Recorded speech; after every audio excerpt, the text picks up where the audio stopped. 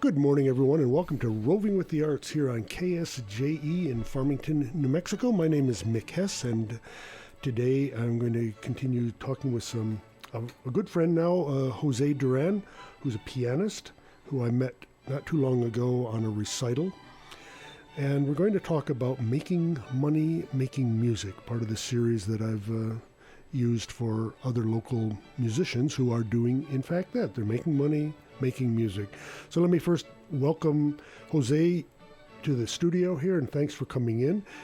Would you please tell the audience a little bit about your background, because it's a little unusual for people living around here? Well, first of all, thank you for having me over. Absolutely. I really appreciate the opportunity. Well, like you said, I'm a pianist. I'm also a piano teacher, and I serve as a accompanist at the First United Methodist Church in Durango. Sometimes I sub in other churches whenever I'm needed.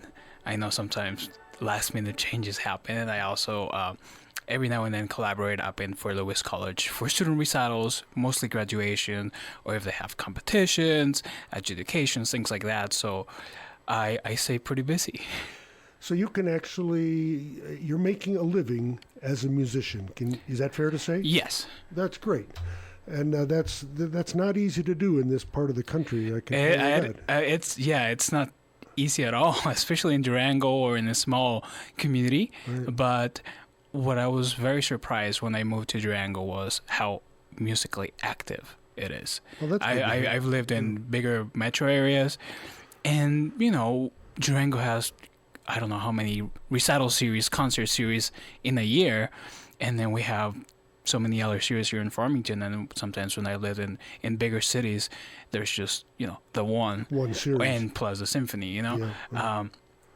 So I was very surprised and also very excited to be able to collaborate with a lot of musicians. And you mentioned the recital we had here a couple of weeks ago, Right.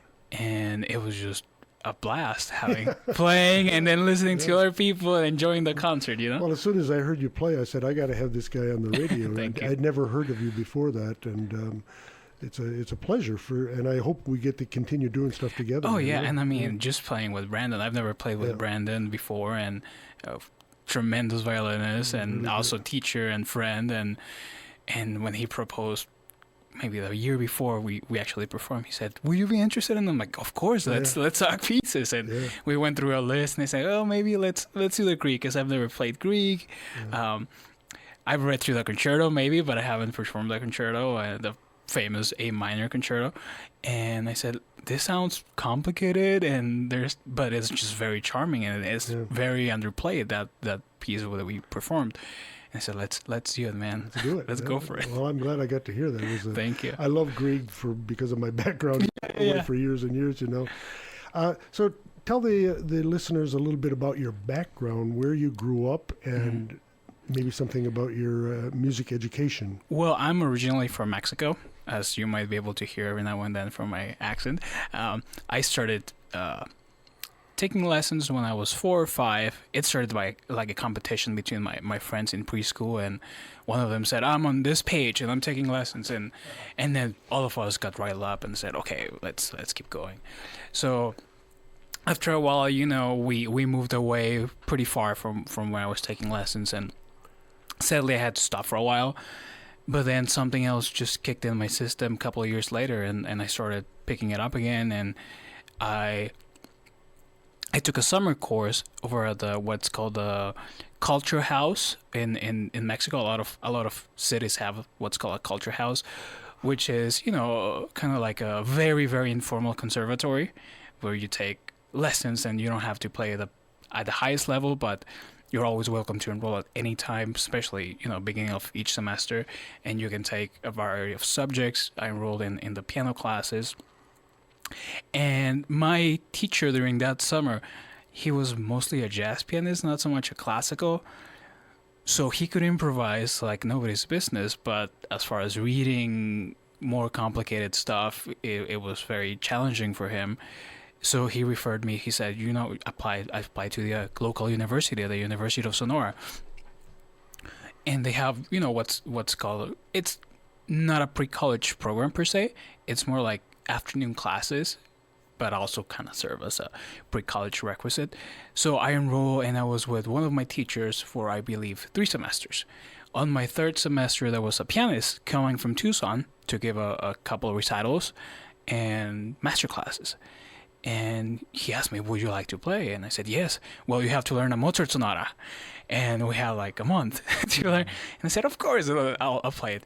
I played it very badly because I had no discipline, no nothing, but the person who organized that masterclass was the head of the piano department, and I think at that time he might also have been the head of the music department at the university. So next day at the concert, before the recital, he came up to me and he asked me, how old are you? And I said, oh, I don't remember how old I was, maybe 11, 12. Whoa. And he said, oh, okay. And then just walked away. And I'm like, this guy is very strange. So during my lesson, I asked my teacher, I said, what's up with this guy? Why was he asking this? And she said, I'll be right back. And that teacher was famous for kind of taking coffee breaks and never coming back. So he goes to this other teacher, and they start talking. And apparently he got interested in me as a student. And so a couple weeks later, I was studying with him. And he was a phenomenal teacher.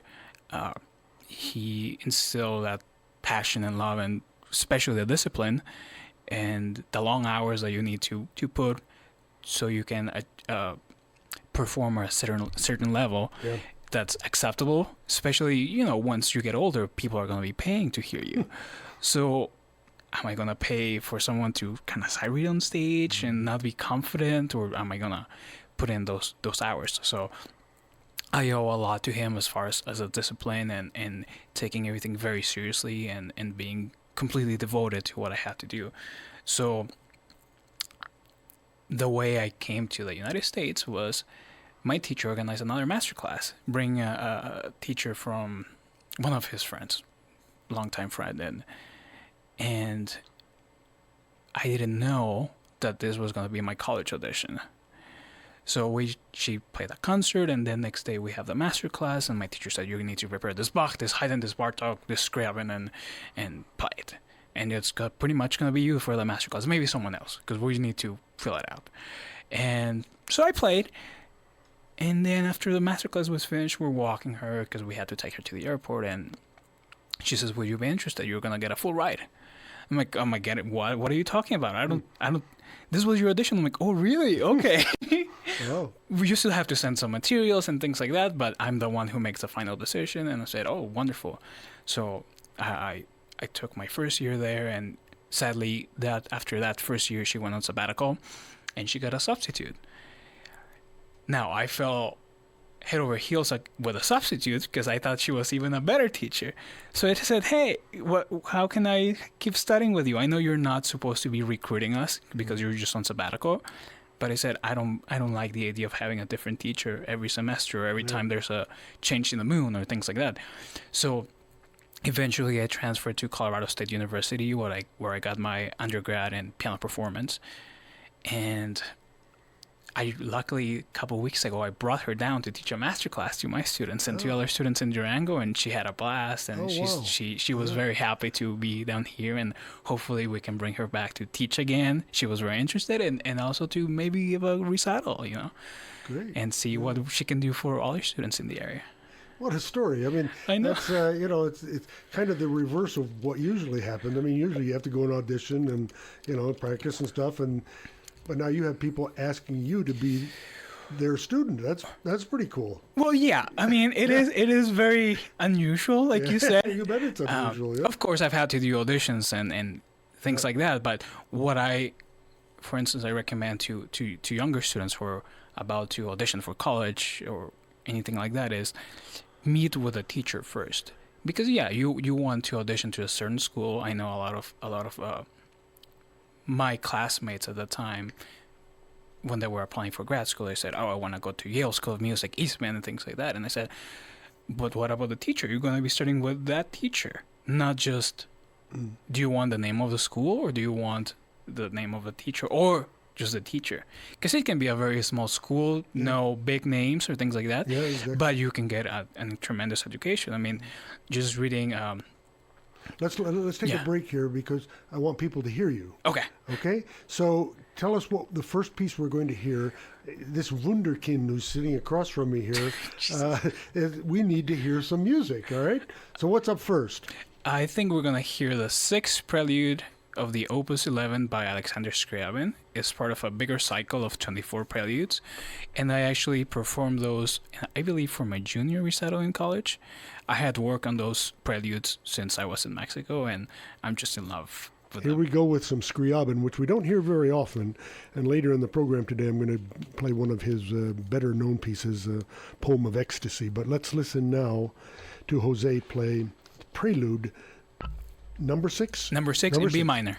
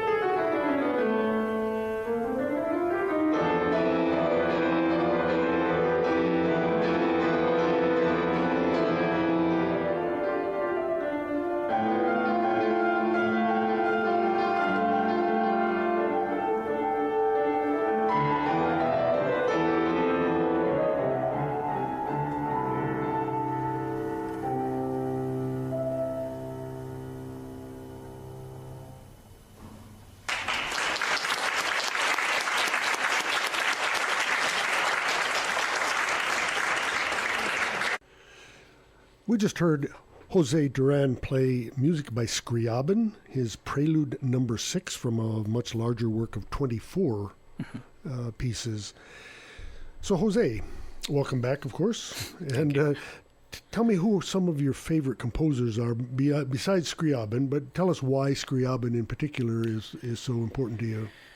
Well, when I first started learning Scriabin, I remember my teacher gave me some of the preludes from the Opus 11, and I was 15, 16 at that time, and I couldn't understand what they were about.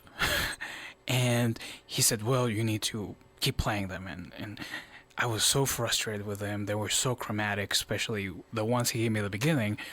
And I said, this sounds like Schoenberg, because I knew Schoenberg at the time and those 12-tone pieces, and said this, it's even Opus 11, so maybe he copied Schoenberg, even though Scriabin wrote them much earlier than that. Let me break in for a second, because not everybody knows what a 12-tone piece is, and it's a technique where the composer has to use each note of the chromatic scale once before they can come back and use it a second time. Yes. They have to use all 12 tones.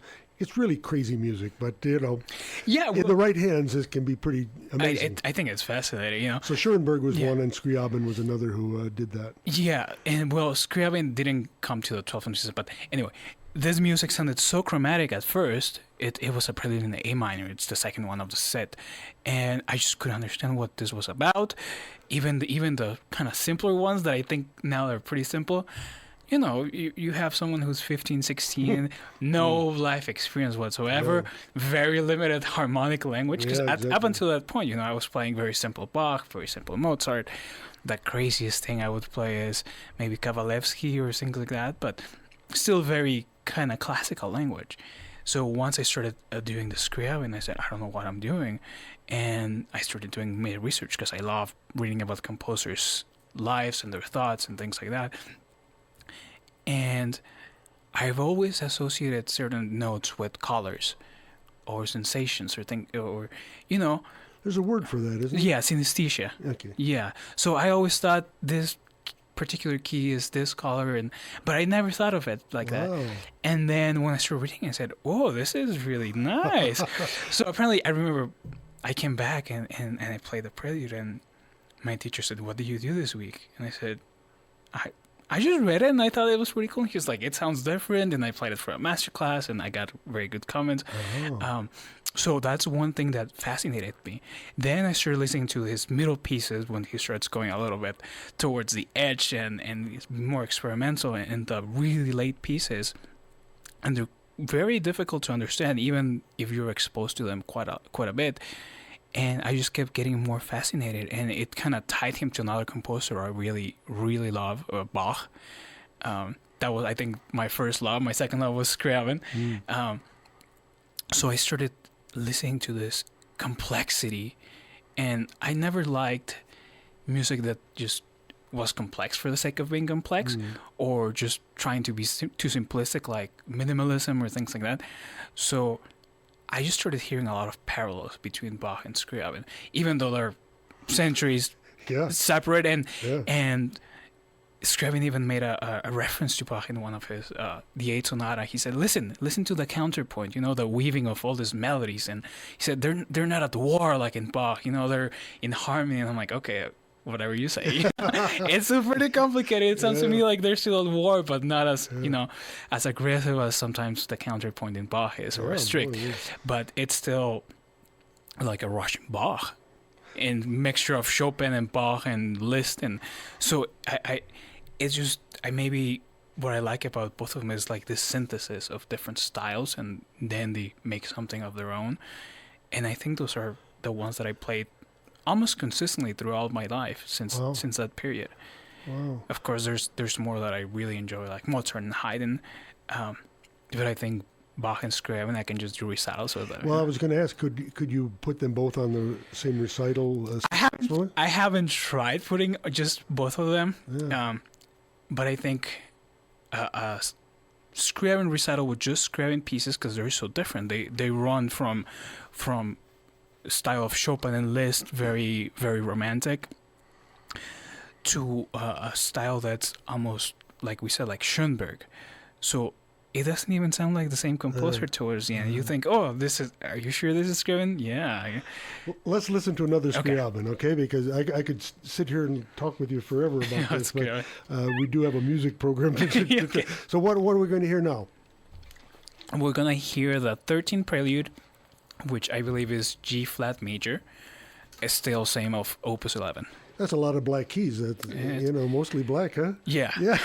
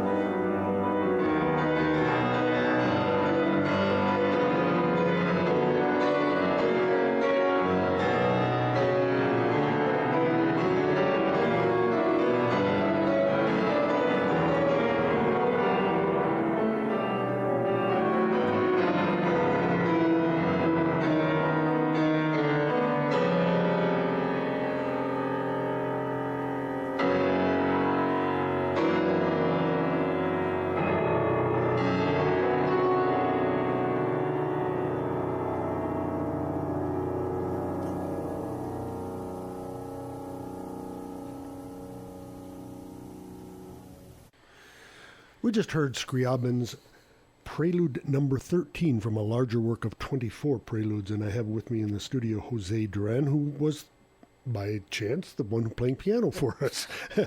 Music by Scriabin, a relatively unknown composer compared to some of the mainstay guys, but very interesting guy for sure.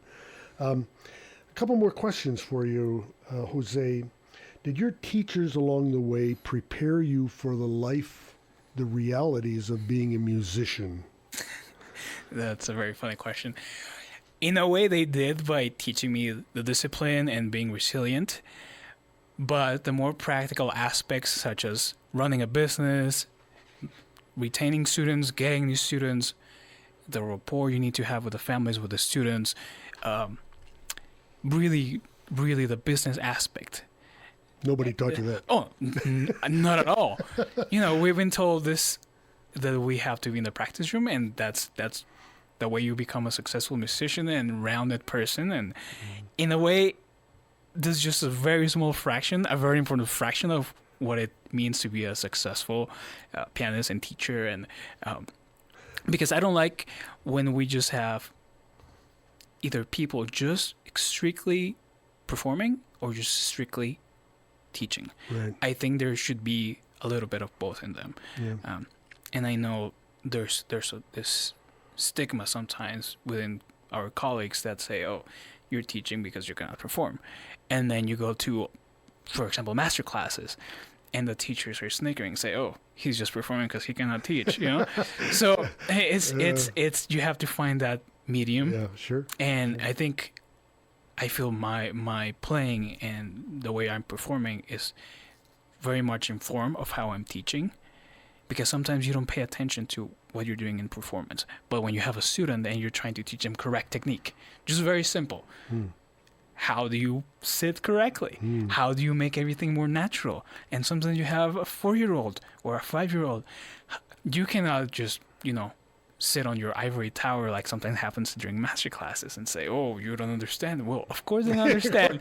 That's why they're there, and you have to teach them that. Yeah. So in a lot of that helps me slow down, even in my own practicing and when I'm learning something quite complicated, and say, how would I teach it to this kid? Oh, that's a good technique, yeah. And same thing, when I'm teaching them, I said, you know what? You have 10 pieces for your recital, but this 4 are not ready. So I'm not going to put you on stage because I know what it's like to be there. And I especially know what it's like to be on stage and sometimes not be as prepared or comfortable. So I don't want you to have that bad experience yet. Sometime I might let it slide, so you can learn it too, and then prepare better. But probably the only way they can learn it is to experience it themselves. Yes. But especially in the beginning, you don't want to have them experience those very negative performances. In the beginning, right.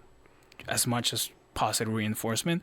Then once you start playing repertoire pieces that demand a certain level of commitment, then you say, okay, well, you didn't practice this Chopin etude so much or this waltz, so let's see what happens. And then you come back and you say, okay, now you get it right. But it's such a long process to get to that point. It is a long process. Let's hear another Scriabin piece because, as I said, this is a music show as well. We have yet another prelude, right? Yes. And this is number 14? Number 14 in E-flat minor. So E-flat minor, he loved minor, huh? I think his favorite key was F sharp, major and minor, and the other one that he's the very famous etude in D sharp, which is enharmonic, meaning it's the same as E flat minor. He just loves this complicated key signatures, very difficult to read, especially in his larger works, and the rhythms. This 3 preludes that we just heard. The rhythms, I think, are pretty straightforward, but he loved to have beats of groups of 5 against 3, against 7, against 4. So will we hear that in this one, in number 14? In this one, you'll hear groups of 5. Okay. It's still pretty straightforward. It's not the crazy ones that you get later, but sometimes when you're playing those complicated pieces, I feel like we need to have a calculator and a paper next to us and try to figure out where everything lines up and then hope for the best. Let's listen to Prelude number 14 by Scriabin.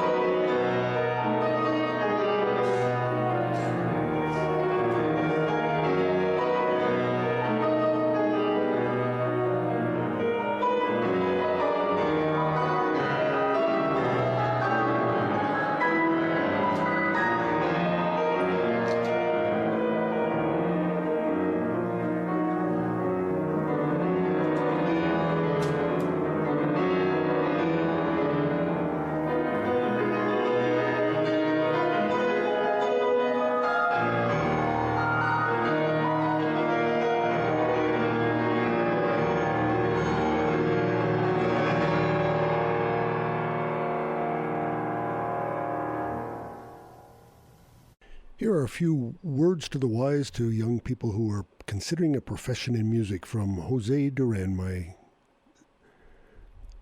guest this morning on Roving with the Arts. When they're older and sometimes they're considering of applying for college for music, even as a minor, I say, hey, let's take a step back. Why do you want to go to that school? Do you want to go to that school because mom and dad went to that school or you have friends there? I said, that's not going to work out in the bigger scheme of things. You need to be realist of how much scholarship you're going to get. What are you going to do to support yourself while you're studying, and your exit plan as soon as you finish studying? Because you need to understand, sometimes that love of music is going to be not enough to get you through the hard days, and you have to have that backbone supporting yourself, saying, this is what I want to accomplish, and if I have to right now take a separate job, cleaning windows or something like that, but you're still doing everything else, good, keep doing it. It's not gonna come easy. I have friends who, like I mentioned to you earlier, maybe they finished their doctorates and they're doing the same thing as someone who has no degrees, and they put all that effort, but the difference is someone who doesn't have that high degree in school, or compared to someone who, let me backtrack a little bit. Some of my friends who got their doctorates are not willing to do jobs outside of music. So they're just sitting there waiting for the opportunity to open. Waiting for somebody to call them. Yes. And I don't think that's healthy. I think if you want to have a successful business and learn how to deal with your clientele, the more diverse jobs you find, you might not even think they're related to music. But in the end, you're dealing with the public, right? So if you get a job at a coffee shop, you're cleaning bathrooms, cleaning windows, vacuuming, you're working, I don't know, at a hospital in reception, those in the end are going to pay off because you're learning how to pace yourself. The most important thing, because it can be very bleak some days. Yeah. And you have to say, I'm learning a different skill that I didn't learn in music school. Why? Because I was stuck in the practice room for 8 hours. And the other 8 hours I was fighting during competitions or, auditions. So I think it's a very necessary skill, not to just focus exclusively on the music, but try to learn from everything. Because in the end, that should inform what you're doing. You're playing, you're teaching, and most importantly, if you want to make money, well, your business, right? Well, this has been fascinating.